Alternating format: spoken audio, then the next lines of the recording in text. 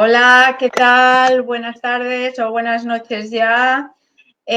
Muchas gracias por estar aquí un martes más con Carmen Cuadra Salud. Sabemos que en este mes de noviembre estamos dedicándonos especialmente al cuidador, cuidadora, al familiar que está ocupándose de esa persona que necesita cuidados pues muchas veces especiales y específicos. El tema de hoy, pues ese es un tema que parece que, bueno, el título que he puesto que asusta un poco y no es para menos, es qué hacer como familiar y o cuidador ante un difícil diagnóstico. Bueno, ¿quién no se ha encontrado con una situación complicada que, bueno, pues va al médico y se encuentra con esos diagnósticos que asustan, tipo cáncer, tipo enfermedades degenerativas, Alzheimer, Parkinson, que están en unos estadios avanzados que desde el punto de vista pues, del familiar, del cuidador, es complicado abordar este tipo de patologías. En el día de hoy lo que voy a intentar es dar un poco de claridad, teniendo mi perspectiva como cuidadora.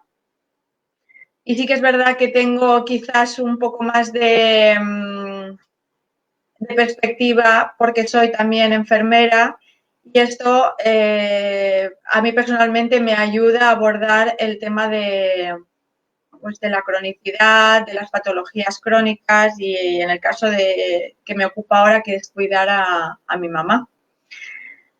Pero bueno, dicho esto, he estado mirando mucha información, que os voy a dar recursos para que sepáis a dónde acudir, qué hacer, porque aunque un diagnóstico difícil, cuando estamos en el hospital estamos rodeados de todo tipo de profesionales que nos están acompañando.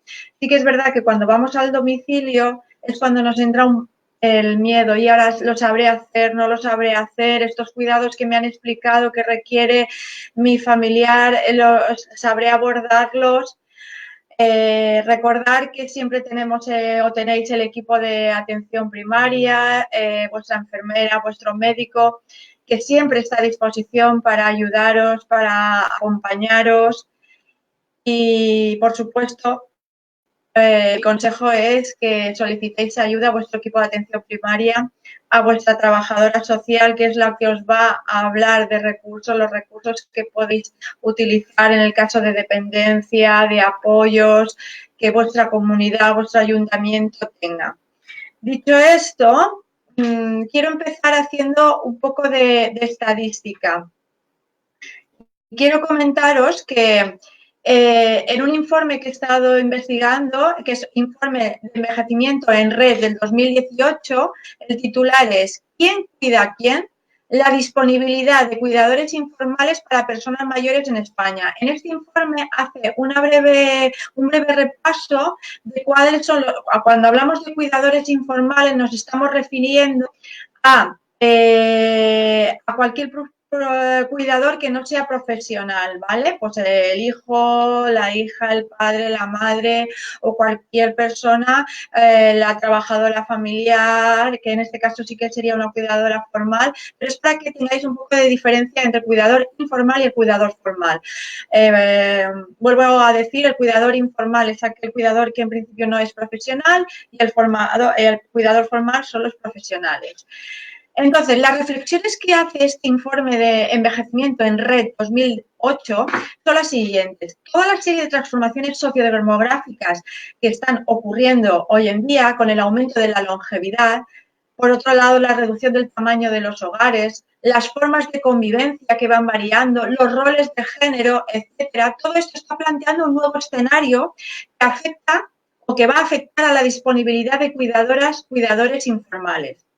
Después de haber leído, si queréis leer el informe, es bastante extenso, yo he cogido unas pinceladas, los resultados muestran que la relación entre los perfiles demográficos por sexo y grupo de edad de mayores y cuidadores informales puede resumirse en dos patrones tipo.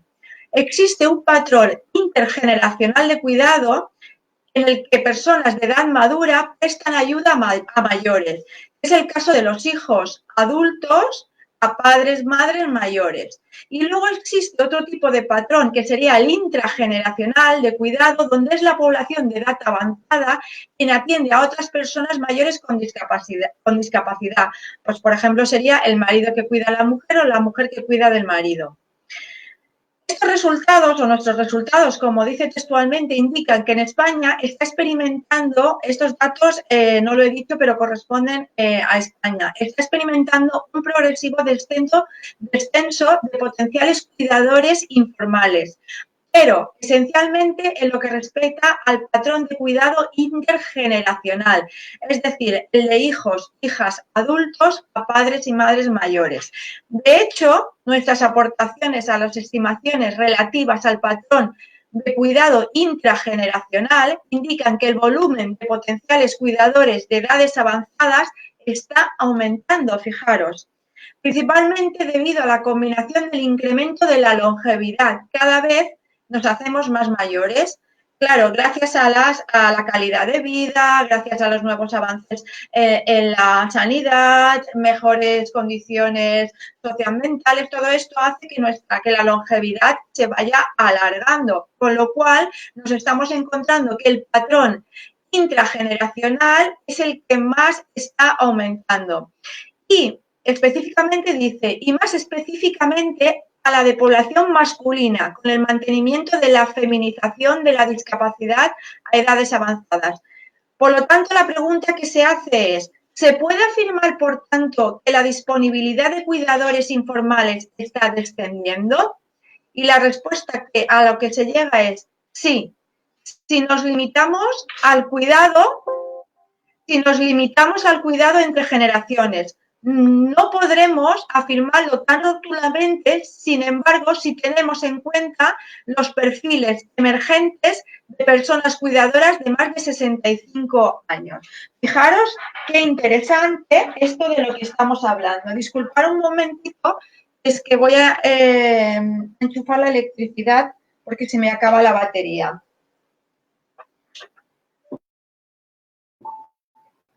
Vale. Entonces, dicho esto os quería poner un poquito en antecedentes de lo que significa la longevidad, lo que está suponiendo en España, el tema de los cuidadores informales. Dicho esto, ¿qué quiero decir? Bueno, pues abordando un poquito el tema del difícil diagnóstico, es que soy consciente de que cuando se recibe este diagnóstico de esta enfermedad tan complicada, aparecen todo tipo de sentimientos. Y de verdad que lo digo por experiencia propia. ¿Qué tipo de sentimientos aparece? Aparecen sentimientos de impotencia, de frustración. ¿Pero por qué? ¿Por qué me pasa esto a mí? ¿Por qué le está pasando esto? A lo mejor, pues, quizás a un hijo, quizás a un hermano. Por supuesto también a nuestros padres, pero cuando hablamos de personas jóvenes siempre nos llega todavía más profundamente esta frustración, por lo tanto una pérdida de control. Todas estas reacciones pueden ocurrir y de hecho son absolutamente normales. Esto en otros Facebook Live lo estuvimos hablando.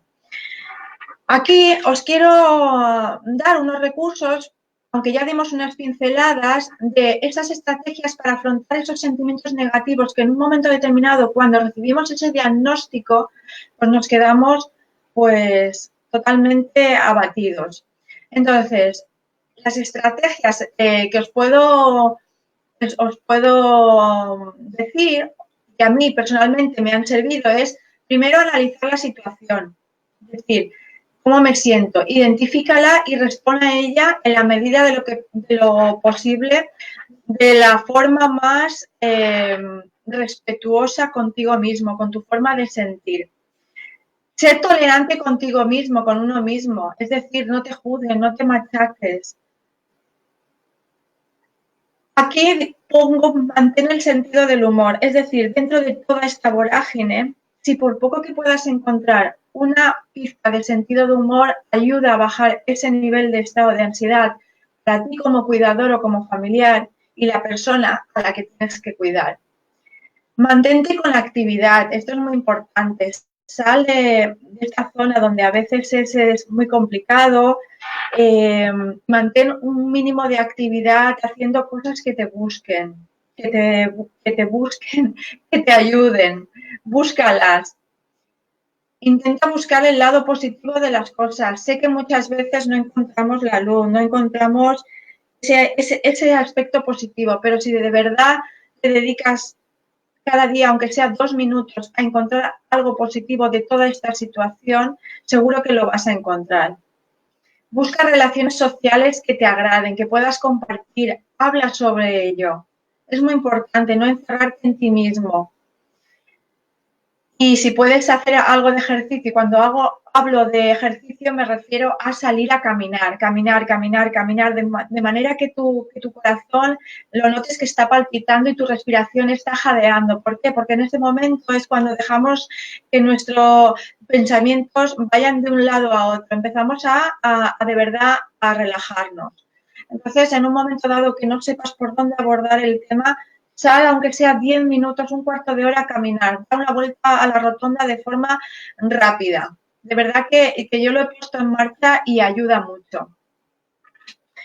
Bueno, dicho esto, también os quiero comentar que he estado leyendo qué es lo que nos ofrece la administración pública cuando hablamos de cuidados y de cronicidad. ¿Cuáles son los objetivos que la administración pública nos está ofreciendo? Que por lo tanto también es mi objetivo personal como cuidadora. Fijaros que lo que he estado mirando, lo digo por si os lo podéis ver con tranquilidad en casa, todas esas personas que sois cuidadores, cuidadoras, y que de verdad que os va a aportar mucha información, lo voy a leer textualmente. Es, por ejemplo, el manual de habilidades para cuidadores familiares de personas mayores dependientes, y este sería de la Sociedad Española de Geriatría y Gerontología. Otro manual que me parece interesante cuando hay enfermedades o discapacidades neurológicas es el manual de recomendaciones para cuidadores con gran discapacidad neurológica. Todas estas manuales, todas estas indicaciones que nos dan los manuales, de verdad que ayudan mucho a centrar la situación, a saber cómo abordar cada una de las situaciones en las que nos encontramos. Bien, dicho esto, ¿cuál es el objetivo de la administración pública? Veréis que hay muchos, yo aquí voy a leer textualmente la estrategia para el abordaje de la cronicidad en el Sistema Nacional de Salud. Me parece súper bonita la estrategia de la cual habla, y el objetivo, ¿qué es lo que se pretende? Es conseguir el más alto grado de bienestar biológico, psicológico, social de las personas con enfermedad crónica a través de qué es lo que pretende la Administración. Implementar un modelo de atención que esté basado en las necesidades que estas personas necesitan. Por lo tanto, lo que se pretende es mejorar la calidad de vida, disminuir la morbilidad de las personas con enfermedad crónica compleja. Y lo que se pretende es emplear un modelo, implementar un modelo en todas y cada una de las comunidades de atención específica. ¿Y qué es lo que contemplará este modelo? ¿Qué es lo que estamos trabajando ahora las enfermeras, que se llama enfermeras gestoras de casos? ¿Y cuál es mi objetivo como enfermera? Potenciar la atención domiciliaria del paciente. En muchas ocasiones, el paciente y la familia desea que estén en sus domicilios porque es el lugar que conocen, porque es donde se sienten seguros, con la idea de que nosotros, los profesionales, vosotros, los cuidadores y los familiares, promocionéis la autonomía en la medida de lo posible de esa persona que aun cuando tiene un diagnóstico difícil, todavía tiene capacidad de toma de decisiones. Y se le puede ofertar pues, que a lo mejor participe en preparar la comida, en su aseo, en la toma de decisiones a la hora de qué es lo que te apetece comer, te apetece salir, te apetece que te lleve a estar con tus amigos o que tus amigos vengan a casa. O sea, la idea es potenciar esa atención domiciliaria del paciente, siempre y cuando las condiciones lo permitan.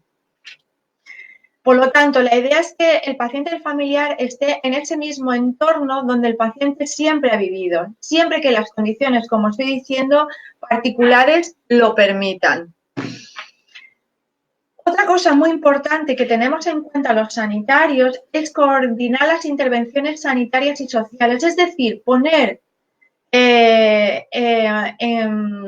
contacto lo que son los servicios sociales. Para eso es importante tener en cuenta al trabajador social, poner en contacto tu médico, tu enfermera de atención primaria, es decir, poner en contacto toda la atención primaria, la atención hospitalaria y los recursos sociales. Para eso estamos las enfermeras gestoras de casos, para dar el mejor servicio a esos pacientes crónicos complejos y crónicos avanzados con una enfermedad de difícil diagnóstico y que desgraciadamente evoluciona a un estadio cada vez más avanzado, coordinar para que esos pacientes, esos familiares estén atendidos de forma integral, estén lo mejor atendidos.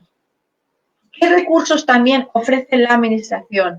Pues dentro de los recursos sociales, ¿quién mejor que las trabajadoras sociales os pueden informar que son los centros de día? Luego está lo que se llama el respiro familiar, cuando ayudan, por un lado, a que ese familiar durante unos días determinados pueda ingresar en un centro para hacer ese respiro que la familia en un momento determinado necesita. Luego están los servicios de teleasistencia, los servicios de ayuda a domicilio. Todo eso es muy importante y de verdad que te lo están ofreciendo tanto desde el ayuntamiento, tanto como de la administración pública, del centro de salud. Por lo tanto, siempre que os encontréis ante una situación de difícil diagnóstico, lo primero que hay que hacer es siempre buscar ayuda. Buscar ayuda a vuestro profesional que os encaminará cuál es el mejor recurso que os pueden ofrecer. Otro aspecto que también hay que tener muy en cuenta y que para mí era muy importante es la atención a la persona cuidadora principal, es la atención a nosotros, que esto lo hablamos creo que en el primer Facebook Live, atendernos a nosotros, respetarnos, querernos, cuidarnos, buscar espacios para nosotros, para que de esta manera podamos atender mucho mejor a nuestro familiar, a nuestra persona dependiente. Otro aspecto que también es muy importante y que os invito a que os informéis en vuestros centros de salud es que se dan formación específica a las personas cuidadoras, a los familiares, para saber cómo atender las demandas y las necesidades de vuestros pacientes, de vuestras personas dependientes, de vuestros familiares. Otro aspecto muy importante que se está poniendo en marcha, que en muchas comunidades hay, es el establecimiento de un plan de rehabilitación. Es decir, hay fisioterapeutas que acuden también a los domicilios cuando el paciente lo requiere, lo necesita y siempre y cuando esté prescrito pues, por el médico, por el rehabilitador y las condiciones sean las adecuadas. Ya digo, no en todos los municipios está adherido a la administración, es decir, que la administración puede hacerse cargo de esta función, pero lo que sí que os invito es que os informéis. La parte muy importante es, por supuesto, la participación de pacientes y familia en los cuidados y en la toma de decisiones mediante la transmisión de información adecuada y la capacitación sistemática en los cuidados. Es decir, los pacientes, la familia tienen derecho y deben participar en esos cuidados. El paciente tiene derecho a elegir, siempre y cuando esté con sus plenas capacidades, a elegir qué es lo que desea. Se le tiene que tener en cuenta siempre, se le tiene que preguntar qué necesitas, en qué puedo ayudarte. Esto es muy importante, no dejar al paciente de lado, lo tenemos que tener integrado en los cuidados. Luego existen lo que se llama la Escuela de Cuidados y Salud, que nacen esta escuela de la necesidad de crear un espacio de intercambio de conocimiento y de experiencias entre pacientes, familiares, personas cuidadoras y asociaciones. Esto, por ejemplo, aquí en España, yo me remito a Extremadura, que tiene una escuela, si metéis en la página web lo podéis mirar, y lo que busca es mejorar la salud de la población en general y la calidad de la vida de las personas con una enfermedad crónica en particular. es otro apoyo, es otro recurso que me gustaría que lo tuvierais en cuenta y que pudierais mirar. Como he dicho antes, también facilitar la incorporación de los fisioterapeutas de atención primaria en todos esos programas de prevención, de atención domiciliaria, formación de pacientes y personas cuidadoras, porque es importante que los fisioterapeutas indiquen a los cuidadores cómo hacer esos determinados movimientos, cómo hacer, como dijimos en el Facebook Live de la semana pasada, cómo hacer cuando un paciente lo tenemos encamado, aunque también la enfermera os puede indicar movilizarlo para evitar esas heridas, esas úlceras, cómo hacer para que la anatomía del cuerpo siga su línea anatómica y no tenga deformidades. Pues todo esto es muy importante. También es muy importante informaros de conseguir un entorno seguro para el paciente, de manera que disminuya el riesgo de daño innecesario. Esto también lo hablamos en el Facebook Live de la semana pasada. Otro recurso que a mí me parece fundamental y que donde yo estoy aquí en Baleares y concretamente en Ibiza, de verdad que funciona muy bien. Yo como cuidadora de mi padre, que sufrió una enfermedad terminal, que ya falleció, me ayudaron muchísimo, es la unidad de cuidados paliativos. Es una unidad fabulosa donde tenemos médicos, donde están enfermeras, donde además tenemos a una psicóloga que te acompañan en todo el proceso de vida, no solamente para esos pacientes con una enfermedad tipo cáncer terminal, sino para todas esas personas que no son oncológicos, que son pacientes crónicos que son avanzados con unas enfermedades muy complicadas. También podemos recibir ayuda de la unidad, siempre pidiendo la ayuda a través de tu médico, a través de tu enfermera, pero que sepáis que existe la unidad de cuidados paliativos, también que sepáis que existe la unidad de hospitalizaciones a domicilio, que es una unidad que también tengo que decir que aquí en Ibiza funciona muy bien. Esa unidad está formada por el médico, está formada por médicos, está formada por enfermeras y por administrativos en ambas unidades que lo coordinan toda la parte burocrática. Y tengo que decir que funciona muy bien. Por lo tanto, yo quiero daros un poco de luz y no os encontráis solos. De verdad que la administración os apoya mucho, muchísimo. Ya no solo como enfermera lo estoy diciendo, sino como cuidadora, y hay que echar mano de estos servicios, de esta ayuda tan importante. Lo que intentamos desde la administración es que haya una garantía de atención 7x24, quiere decir 7 días a la semana, 24 horas al día. Así que os invito a todos los cuidadores que de verdad acudáis a vuestros centros y os informen de todos los recursos que tenéis. ¿Qué más? Sé que hoy es un tema de verdad que a lo mejor lo hago un poquito más largo que de costumbre. Bueno, pues cuando estéis en un momento dado que me podáis escuchar, os toméis el tiempo necesario que dure este Facebook y si no, pues lo paráis, hacéis pausa, seguís con vuestras tareas, en otro momento lo escucháis, porque de verdad que la información que os estoy dando es una información muy valiosa. Es una información que he estado buscando para mí como cuidadora, pero ya como profesional también para ofrecer todos estos recursos a todos los familiares, a todas esas personas que contactan conmigo.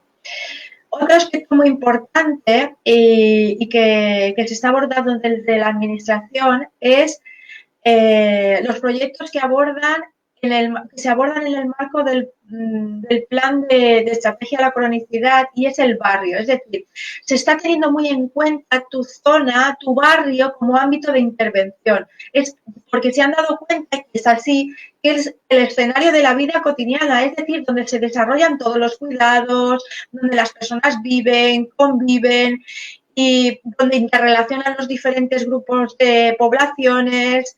Entonces, el barrio se está convirtiendo en la unidad de análisis, la unidad de intervención de los profesionales de la salud y de las administraciones públicas. voy a volver a coger mi libreta donde apunto todas mis notas y quiero que sepáis que se están haciendo un montón de estrategias aquí en España y una de ellas os quiero hablar de Mataró, ciudad cuidadora. También os quiero hablar de ciudades compasivas y hablamos de Madrid, ciudad de los cuidados y del final de la vida. Quiero decir que si os metéis en estas páginas vais a ver la cantidad de cosas, de actividades que se están haciendo para ti, para tu barrio, para tu ciudad, para mejorar. Sepamos que es el núcleo de intervención.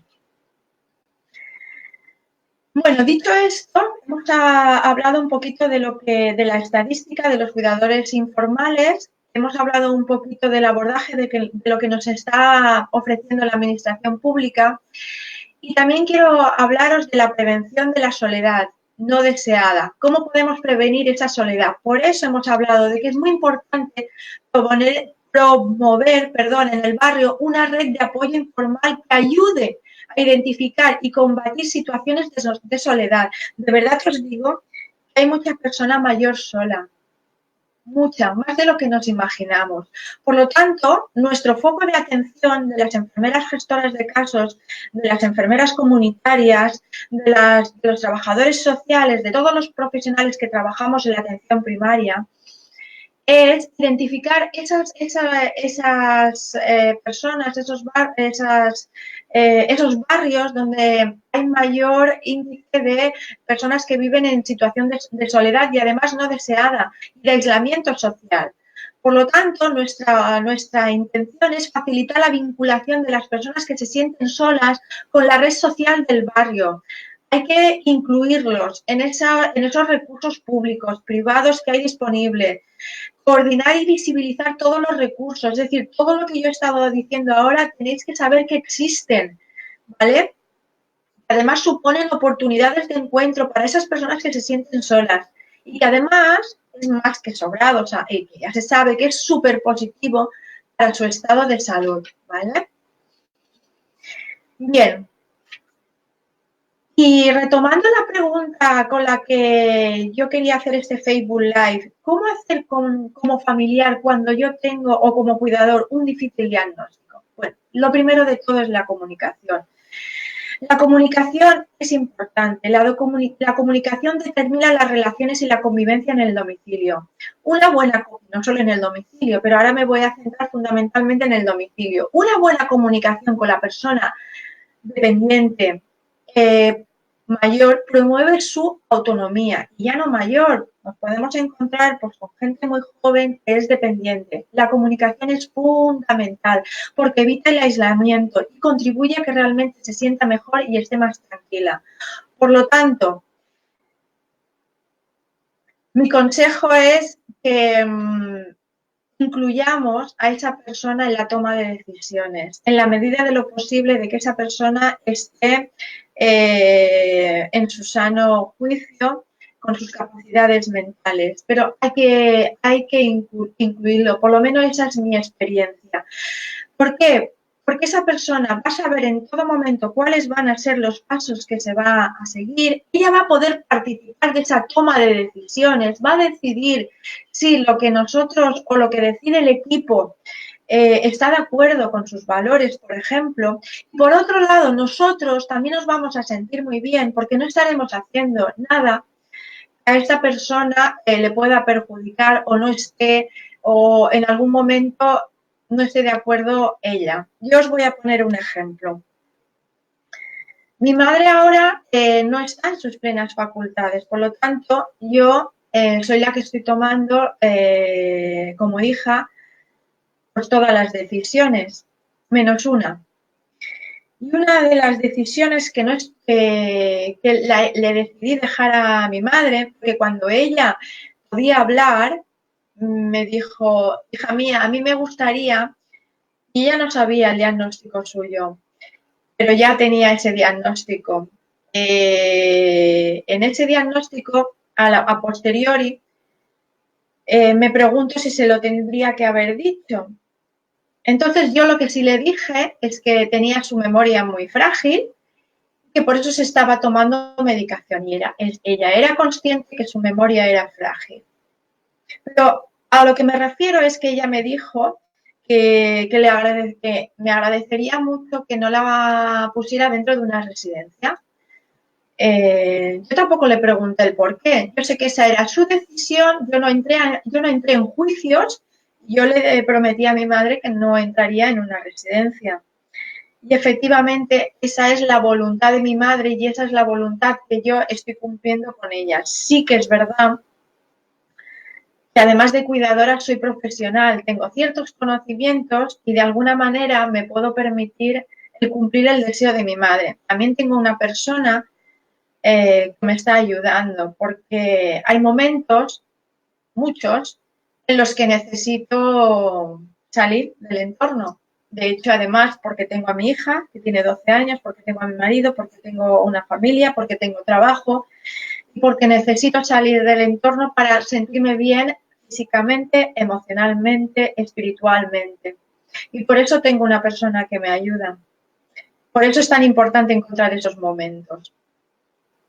Pero a lo que vengo es que es importante tener en cuenta los deseos de las personas, de esos familiares que están en esa situación de dependencia, que todavía te puedes comunicar con ellos y que es muy importante tenerlos en cuenta. Por lo tanto, mi consejo general ante esa situación difícil es que te sientes cómodamente al lado o enfrente de la persona mayor. Yo siempre prefiero sentarme al lado. Si puedes tener un contacto visual con ella, si puedes cogerle de la mano, todo esto te ayudará a que tú estés tranquilo y que esa persona esté tranquila. Que además emplees frases cortas, frases muy sencillas, cuando le expliques lo que le tengas que explicar. Cuando no le hagas varias preguntas seguidas, porque si no lo atabalas, dale el tiempo para que responda, de verdad. Dale el tiempo que necesite y si hace falta, retoma la conversación en otro momento. Hay que evitar las interpretaciones, ¿vale? Y que no malinterprete lo que tú le puedas decir. Es decir, importante que le preguntes, ¿lo has entendido? ¿Qué es lo que me quieres preguntar? Para que no haga otras interpretaciones que puedan llevar a error. Anímales siempre a participar en la conversación, que dé sus opiniones, escúchale, escúchale, escúchale, de verdad es lo más importante. Muéstrale mucha comprensión y transmítele mucha seguridad. Yo voy a estar a tu lado. No te preocupes, pídeme lo que necesites. En la medida de lo posible que yo te lo pueda dar, te lo voy a dar. Reconoce que eres humano, que eres humana, ¿vale? Si no está en tu mano, vas a pedir ayuda. Estos serían mis consejos generales. ¿Cómo actuar en las situaciones difíciles? Pues en ocasiones la persona mayor dependiente puede presentar conductas que dificulten seriamente la comunicación con ella. Por ejemplo, nos podemos encontrar con comportamientos agresivos, nos podemos encontrar con que esta persona por su patología tenga alucinaciones o a lo mejor todo esto puede generar un gran impacto físico y emocional en la persona cuidadora, en nosotros, y contribuyen a que te sientas cansado, triste o incluso sobrepasado por la situación. Con frecuencia, estos comportamientos pueden aparecer en las demencias, pueden aparecer en las enfermedades con Alzheimer o tienen origen en otro tipo de enfermedades. Además, puede aparecer dolores importantes. Incluso puede venir a consecuencia de que haya un cambio en la medicación, por eso es importante hablar con el médico, cuando hay un cambio en la rutina o incluso de domicilio, cuando, fijaros, esta observación, cuando cambiamos, por ejemplo, a la persona mayor que a veces va a casa de un hijo, casa de otro hijo, estos cambios también pueden repercutir en la forma de comportarse en la persona mayor. Entonces, lo que hay que hacer es pues, seguir los consejos que he comentado anteriormente, hablar con el médico, con la enfermera, cómo se puede gestionar, si hay que hacer algún cambio en la medicación, ¿vale? Esto es muy importante, hablar con vuestro profesional de la salud. ¿Qué más? Otro aspecto importante, no te tomes la agresividad como algo personal, de verdad, no es que vaya en contra de ti, aunque muchas veces te digan barbaridades. A mí me ha pasado, quiero decir, no con mi madre, pero sí con mi papá. Pero no te lo tomes en serio. Duele, sí, pero intenta ser coherente. Decir, es que mi padre está pasando por una enfermedad. Sabe lo que le está pasando. Mi papá sabía lo que le estaba pasando. Así que mi consejo es que te tomes esa distancia, que salgas si es necesario y que no le prestes atención mientras está agresivo. No le eleves el tono de voz. Intenta distraerle con otras actividades, incluso a veces el humor. Pues no sé, soltar un chiste, porque los deja un poco descolocados. Y esta mujer que dice ahora, aparta objetos que sean peligrosos del lado de ellos, ¿vale? O evitar que se caiga también. En las alucinaciones, en los delirios, la persona que parece oye cosas que no son, dice cosas incoherentes. Por lo tanto, como insisto, consultar siempre con el médico, mantén una actitud tranquila, háblele siempre lentamente, no te pongas agresivo porque todo esto va a ser o va a hacer que todavía se complique más la situación. Dile siempre su nombre, dile por su nombre de verdad. Cuando le llamas por su nombre, es automático, bajan ese nivel de agresividad. Reconduce la conversación hacia rutinas o otras cosas que puedan captar la atención, ¿vale? Si por la noche se dan estos delirios, deja una luz encendida, procura que no haya muchos ruidos para que no se asusten. Bueno, dicho esto, os quiero hablar de otro cuidado que es importante cuando normalmente estos pacientes en un diagnóstico y que salen a lo mejor del hospital, que le han dado el alta. Sí que es verdad que en el hospital enseñan, a lo que os voy a comentar ahora. En atención primaria la enfermera también nos enseña, pero al fin y al cabo quien se va a quedar con esa persona en el domicilio 24 horas vais a ser vosotros. Y me estoy refiriendo a cuando ese paciente, ese familiar necesita alimentación por la sonda nasogástrica, el tubito que va desde la nariz hasta el estómago. Seguro que me diréis, sí, yo tengo un familiar así o en algún momento lo he tenido así. Bueno, pues lo que os quiero decir unas breves pinceladas, que es que hay que mantener a la persona en la posición más cómoda cuando le vayamos a dar de comer. Siempre tiene que estar con la cabecera elevada a 45 grados, sobre todo durante la administración del alimento de líquido y después cuando le hayamos dado la alimentación. Comprobamos que el alimento que le vayamos a dar, por supuesto, siempre triturado, que no haya grumos para que no se atasque la sonda, tiene que estar a una temperatura ambiente. Es decir, si está en el frigorífico, lo tendríamos que quitar sacar del frigorífico una media hora antes. Incluso la podemos templar dependiendo del preparado que le vayamos a dar, pero en principio no hay ningún problema. Vamos a medir y valorar el contenido gástrico antes de cada toma. ¿Qué significa esto? Que con la jeringa que nos habrán dado, que es una jeringa grande de unos 100 centímetros cúbicos, vamos a hacer una aspiración para ver si todavía tiene contenido gástrico de la anterior toma. Si todavía hubiera contenido gástrico, es decir, si el contenido gástrico que se extrae con la jeringa al aspirar es mayor a 150 centímetros cúbicos, lo que haremos será retrasar un ratito la ingesta, porque todavía tenemos contenido gástrico en el estómago, ¿vale?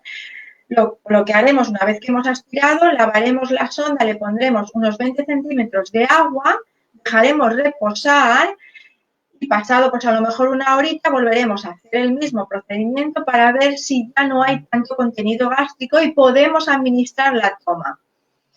La toma, cuando hablo de la toma, es dar de comer con la jeringa, va a ser despacio, como si nosotros nos sentáramos en nuestra mesa. Comemos despacio, de forma respetuosa, masticando, en este caso no masticará, pero sí le daremos la comida muy lenta. Es decir, no tendría que ser inferior a 60 minutos y vosotros diréis, ¿una hora?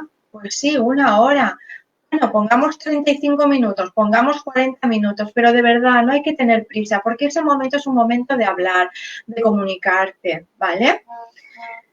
Tener en cuenta que la persona necesita un aporte extra de agua, ya no solamente es el alimento que le damos, acordaros de darle agua de vez en cuando, ¿vale? Y una vez que le hemos dado de comer, lo tenemos que dejar en esa posición de semisentado por lo menos media hora después de haber administrado la alimentación. ¿Qué cuidados vamos a dar después de la sonda o después de la alimentación o entre alimentaciones? Cada día. Lo que vamos a hacer es revisar el espadadrapo que tenemos aquí en la nariz, que es lo que fija la sonda, ¿vale? Lo retiraremos, lo limpiaremos un poquito con alcohol, lo volveremos a cambiar de sitio, movilizaremos muy poquito la sonda para ir cambiando el lugar, que no nos hagan heridas en las fosas nasales. Podemos poner un poquito de vaselina también, ¿vale? También le podemos poner vaselina en los labios porque se reseca de no estar utilizando la boca. Le podemos hacer limpieza nosotros con una gasita, le podemos poner un colutorio también para que no se queden, para que no haya microbios, ¿vale? Y bueno, en definitiva, esto es lo que podemos hacer con una persona que lleva una sonda nasogástrica de alimentación en el domicilio. ¿Qué pasa? Que también nos encontramos con pacientes, con familiares que tienen incontinencia urinaria, es decir, que no controlan el pipí y que tienen que llevar pañal y muchas veces llevan sonda urinaria, sonda vesical. Bien, ¿qué podemos? Fijaros que la incontinencia urinaria es un factor de riesgo que tenemos que tener muy en cuenta porque produce úlceras. Si mantenemos durante mucho tiempo ese pañal mojado, nos pueden aparecer heridas, como ya hablamos en el Facebook Live anterior. Por lo tanto, hay que vigilar muy bien, hay que cambiar el pañal continuamente, hay que vigilarlo, que no esté húmedo. Hay que ponerle pues, un aceite especial para la prevención de esas úlceras por presión. Hay que hacerle cambios posturales si ese paciente, esa persona, no se puede movilizar por sí mismo, ¿vale? Los pañales que nos los recetará el médico, dependiendo del tamaño, pueden ser medianos, pequeños, grandes, de día o de noche, eso ya nos lo irán aconsejando. Hay que irlos revisando, como hemos dicho. El pañal hay que cambiar cada vez que sea preciso. Hay un indicador de que está húmedo porque en la parte externa hay como unas rayas que cuando están oscuras nos indican que el pañal está húmedo, ¿vale? En cada cambio, como he dicho, comprobar si la piel está enrojecida o no. ¿Qué más? Lo ideal es utilizar un vestuario cada vez que tengamos que cambiar el pañal, pues utilizar un vestuario que sea cómodo. En las mujeres, pues con un camisón abierto es suficiente. En los hombres casi que diría lo mismo, ¿no? Con un camisón, porque a veces poner el pijama, pues es como más incómodo. Pero bueno, igualmente si vas a levantar a esa persona, pues le pones el pantalón para que no tenga frío. ¿Vale? ¿Cómo se coloca un pañal? Primero, una paciente que está encamado, el pañal lo ponemos a la persona de lado. Colocamos la parte posterior del pañal siempre a la altura de la cintura. No es la primera vez que a mí me ha quedado muy arriba o muy abajo. ¿Vale? Giramos al paciente y lo colocamos boca arriba. Ajustamos lo que es la zona de la entrepierna y despegamos los adhesivos que estarán en la parte posterior. Y lo pegamos sobre la parte anterior, ajustándolo todo a la cintura. Para los hombres, muchas veces habéis oído hablar que existe lo que se llama el colector, que es como parecido a un condón que lleva como un ajuste, un dispositivo donde se conecta la bolsa para la recogida de la orina, ¿vale? ¿Y cómo se colocaría un colector? Pues muy fácil. Colocamos al paciente, a este caso al señor boca arriba, hay que limpiar siempre los genitales con agua, jabón y secar cuidadosamente. Dicho está de paso que cuando hacemos un cambio de pañal hay que hacer lo mismo. En el caso para poner un colector, lo que hacemos es que sujetamos el pene con la mano no dominante y realizaremos una ligera presión. Con la mano dominante Lo que hacemos es colocar la base del colector sobre el glande y lo deslizamos hacia el extremo, hacia la base. Fijamos el colector mediante esparadrapo alrededor de la base del pene, con cuidado que no apriete demasiado, y luego lo que hacemos es colocamos la bolsa de recogida de orina en el extremo del colector. Y comprobamos siempre que no está acodada, es decir, que no haya pliegues para evitar que impida la salida de orina.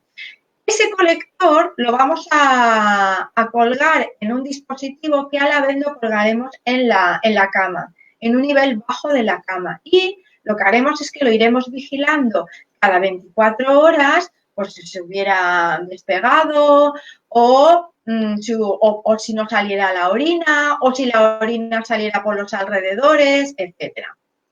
¿Vale? Sé que me estoy alargando, son las 9:15 de la noche. Como he dicho, quizás este Facebook Live lo estoy haciendo más largo, pero en cualquier momento podéis, cuando lo veáis en casa, podéis hacer pausa y podéis seguir retomando por los cuidados.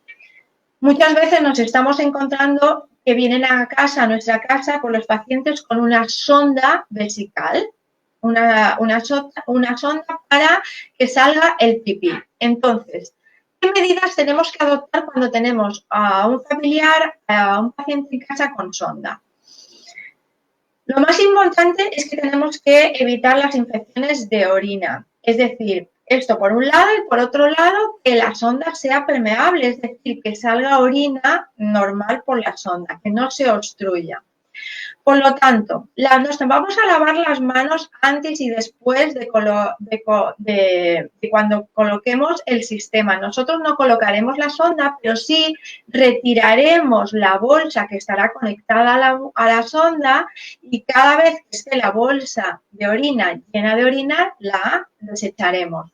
Por lo tanto, en cada una de las técnicas que hagamos, sea cambio de pañal, sea poner colector, sea dar la administración, siempre, y aunque no lo he dicho, lavarse las manos y colocarse guantes.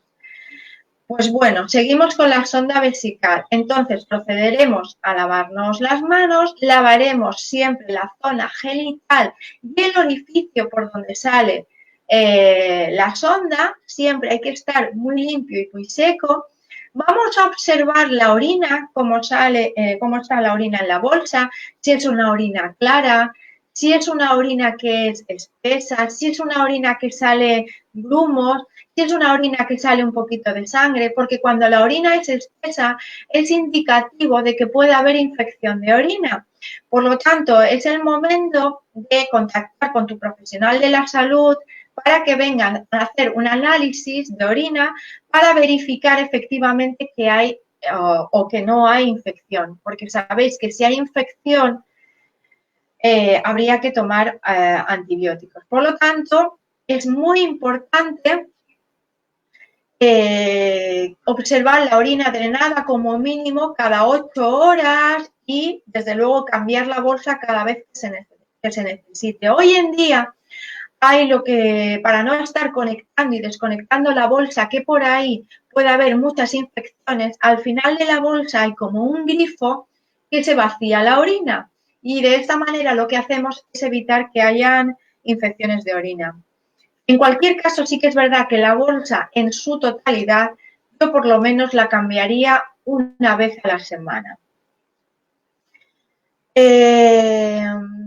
Otra cosa importante es como cuando hacemos el aseo encamado y la persona lleva la sonda, esa bolsa convendría no elevarla por encima de lo que es la vejiga, porque puede haber reflujo, es decir, puede volver la orina otra vez a la vejiga. Sí que es verdad que hay bolsas que ya impiden el reflujo, pero no está de más tenerlo en cuenta, ¿vale? Conviene también fijar la sonda al muslo de la pierna para que no haya tirones cuando hacemos el aseo del paciente o cuando manipulemos al paciente al hacer un cambio postural, ¿vale? ¿Qué más cosas tengo que decir? Bueno, Pues lo que he dicho, importante vigilar la orina, vigilar de qué color es, vigilar cambiar la bolsa cada 8 horas o cada vez que esté llena, vaciarla, perdón, cambiar la bolsa una vez a la semana, vaciar la bolsa cada 8 horas o cada vez que esté llenada, etcétera. Y hombre, yo seguiría hablando, hablaría también de la importancia de la eliminación intestinal, es decir, controlar el posible estreñimiento que puedan tener estos pacientes que están encamados, vigilar que por lo menos la defecación tendría que ser, lo ideal es una vez al día, pero bueno, se considera aceptado pues, 3 veces más que 2 veces a la semana, va a depender de lo que coma el paciente, un poquito del tipo de comida, por eso es muy importante añadir fibra en la medida de lo posible en la alimentación, ¿verdad? En el caso de que pues, el paciente veáis que defeca poco o que las heces son muy duras, es importante hablarlo con vuestro médico, vuestra enfermera, porque a lo mejor habría que poner un enema o algún laxante, porque eso crea muy malestar y es importante también tenerlo en cuenta, ¿vale? Por lo tanto, y no queriéndome alargar más, porque hay muchos más cuidados que os podría hablar, como por ejemplo cómo poner un enema, la posición adecuada y demás, pero creo que ya me estoy extendiendo mucho. Simplemente os quiero dejar pues una información que hay, todo esto lo podéis encontrar en programas para cuidadores. Y yo aquí os pongo uno que es Cuídate, programa para familiares cuidadores, que ya lo he dicho antes, manual de habilidades para cuidadores y familiares de personas mayores dependientes de la Sociedad Española de Geriatría y Gerontología. Y yo aquí tengo este manual que os lo voy a leer textualmente, que pone Guía para familiares y cuidadores, atención a la dependencia, y esto es del Gobierno de las Illes Baleares. ¿Vale? Consellería de Servicios Sociales, Promoción e Inmigración. Y quiero acabar diciendo cuáles son los derechos de la persona en situación de dependencia. Y los derechos son los siguientes. Derecho a conservar la libertad de participar en la vida de la sociedad. Derecho a experimentar sentimientos negativos en relación a su enfermedad. Derechos a resolver por ellos mismos es eso que sean capaces de hacer y preguntar aquello que no entienden. Tienen derecho a eso. Derecho a buscar soluciones que se ajusten razonablemente a sus necesidades. Derechos a la información de sus derechos y libertades, de las opciones y facilidades disponibles y de la evolución de la legislación que les afecta. Derecho al respeto de su dignidad, que implica respeto a su intimidad. Está escrito en catalán, por eso a veces tengo la necesidad de leerlo en catalán. Derecho a no infantilizarles, no tratarles como niños pequeños, como infantiles. Y evitar referiros a ellos en tercera persona, acordaros de nombrarlos por su nombre. Derecho a ser tratados con respeto por parte de los cuidadores. Derecho a tener conocimiento de la evolución de su dependencia. Por todo eso, digo que nuestros pacientes se merecen lo mejor y nosotros tenemos el deber, como cuidadores y como profesionales, a preservar esos derechos de esas personas que están en nuestras manos. Así que os deseo una feliz noche. Podéis seguirme en @CarmenCuadraSalud, en mi blog Carmen Cuadra o cc alimentacionconscienteysalud.com. Muchas gracias por haber estado aquí y de verdad que mi mayor objetivo es seguir humanizando la salud. Buenas noches.